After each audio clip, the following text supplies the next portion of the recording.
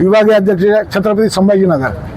नांदेड जिल्ह्यातील 2000 रेशन दुकानदारांचं गेल्या जानेवारी 2026 ते आजपर्यंत म्हणजे ऑगस्टपर्यंतचं कमिशन आलेलं नाही, पण शासनानं 2 जुलै 2026ला जानेवारी ते जूनपर्यंतचं बिल टाकलेलं आहे।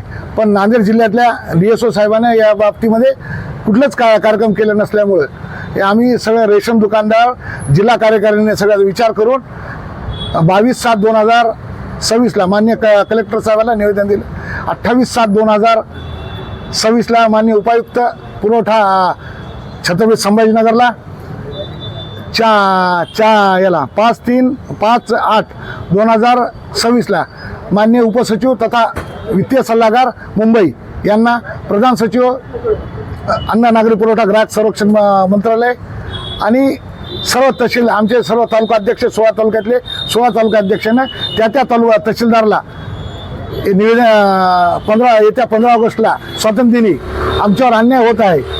8 महिन्यापासून कमिशनपासून आमचे लोक वंचित आहेत आणि ह्या गेल्या 2023-24ला आर्वी तालुका आर्वी जिल्हा वर्ध्यामध्ये एक दुकानदार या कमिशन पायीच त्याचा मृत्यू झालेला आहे।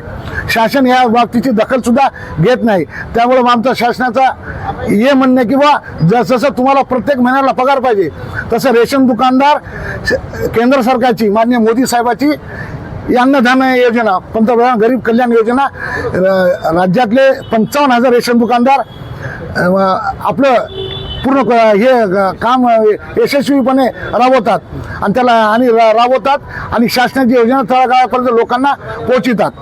पण आमचं शासनाला हेच म्हणणं आहे की बुवा दर महिन्याचं कमिशन आमच्या 5 तारखेपर्यंत जर भेटलं नाही तर यापुढे पूर्वी आंदोलन अजून तीव्र करण्यात येईल। त्यामुळे शासनाला या माध्यमातून इशारा द्यायचा आहे।